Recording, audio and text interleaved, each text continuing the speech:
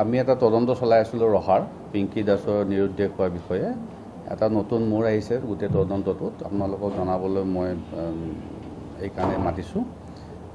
পিংকি দাস এতিয়া জীৱিত আছে, আমি এইমাত্ৰ উদ্ধাৰ কৰিলোঁ তেওঁ গুৱাহাটীত। আৰু পিংকি দাসৰ যোনদিনাখন নিৰুদ্দেশ হৈছিল 11 তাৰিখে, নিৰুদ্দেশ হোৱাৰ পিছত তেওঁ ৰাতি ট্ৰাক এখনত উঠি ৰাহুল সিং বুলি এজন ব্যক্তিৰ লগত তেওঁ গুৱাহাটী পাইছিলেগৈ। আৰু দুদিন গুৱাহাটীত আমি যিজন এৰেষ্ট কৰিলোঁ যোৱাকালি তেওঁলোকৰ লগত আছিলে। তাৰপিছত তেওঁ গৈ পেলাই গটংগা বুলি যিটো আমাৰ গড়চুক থানাৰ আণ্ডাৰত তাতে আপোনাৰ পম্পী দলে বুলি মহিলা এগৰাকীৰ ঘৰত তেওঁ আশ্ৰয় লৈ আছিলে। এতিয়া 10-15 মিনিট আগতে আমি তেওঁক উদ্ধাৰ কৰোঁ জীৱিত হিচাপে।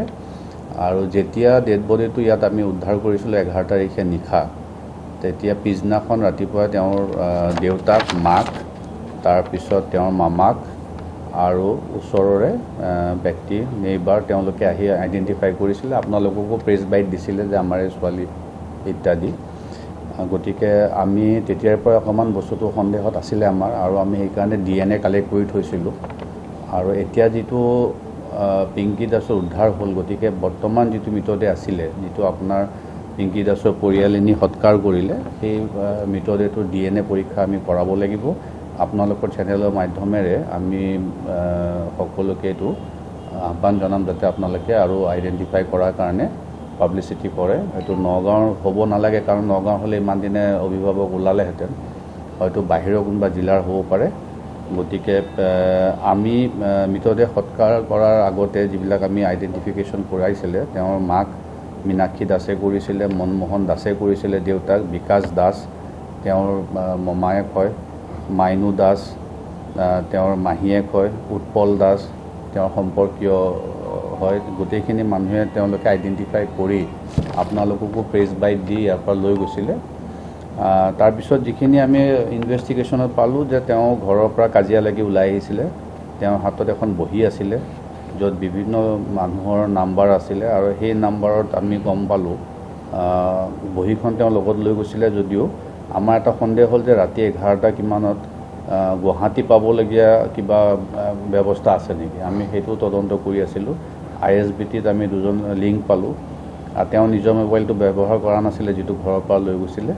তেওঁ য'ৰ ত'ৰ পৰা মোবাইল ব্যৱহাৰ কৰি আছিলে, যাকে পাই তাৰ পৰাই ব্যৱহাৰ কৰি আছিলে। আৰু তেনেকৈ আমি গোটেই বস্তুটো আমি চালি জাৰি চাই গম পালোঁ যে ইয়াৰ পৰা ট্ৰাকত উঠি তেওঁ ৰাহুল সিঙৰ লগত গৈছিলে। ৰাহুল সিং এজন উত্তৰ প্ৰদেশৰ ব্যক্তি, আৰু তেওঁৰ লগত ট্ৰাকত যোৱা ফটোগ্ৰাফো আমি পাইছোঁ।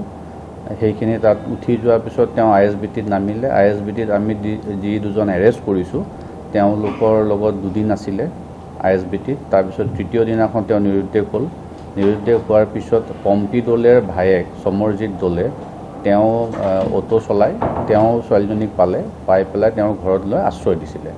এতিয়া বৰ্তমান তেওঁ জীৱিত আছে। আমাৰ OC সদৰ তেওঁ তাতে আছে, তেওঁ লৈ আহি আছে ছোৱালীজনী। অলপ 1 ঘণ্টামান পিছত হয়তো ৰহা পাবহি। এতিয়া বাকী থাকিলে যিজন ইয়াত আমি মৃতদেহ পাইছিলোঁ, যিগৰাকী তাৰ আমি DNA পৰীক্ষাৰ কাৰণে প্ৰিজাৰ্ভেশ্যনৰ কাৰণে আমি ৰখা হৈছে। আমি আপোনালোকৰ চেনেলৰ মাধ্যমেৰে আহ্বান জনাম যাতে আপোনালোকে অলপমান ফটোখন পাব্লিচিটি দিয়ে, আৰু কোনোবা যদি আমাক কণ্টেক্ট কৰে আমি তেতিয়াহ'লে আৰু তদন্তটো আগুৱাই লৈ যাবলৈ সুবিধা হ'ব।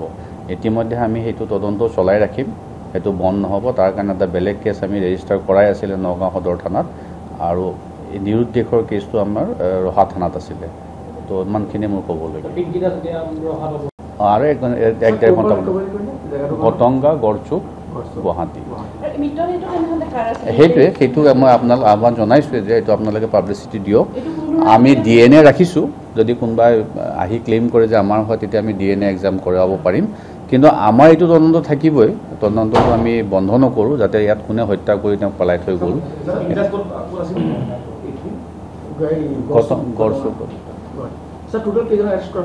টোটেল 5জন। 5জনৰ যিখিনি না মই কৈ আছোঁ যে যিখিনি নিৰুদ্দেশ হোৱাত সহায় কৰিছে ছোৱালীজনীক, আমি প্ৰথমতে হানিফ আলী আৰু তেওঁৰ লগত 2জন ধৰিছিলোঁ।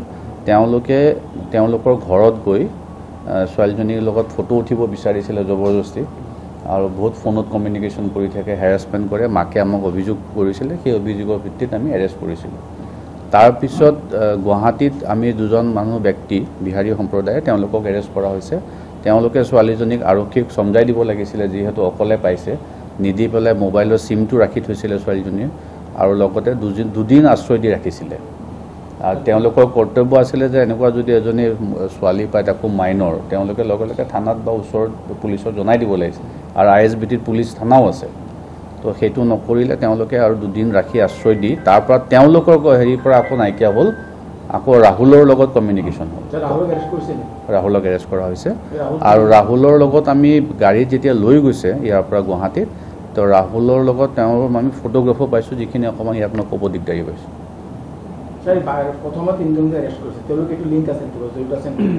তেওঁলোকে কিডনেপিঙত জড়িত নাই, হেৰেছমেণ্টত জড়িত আছে।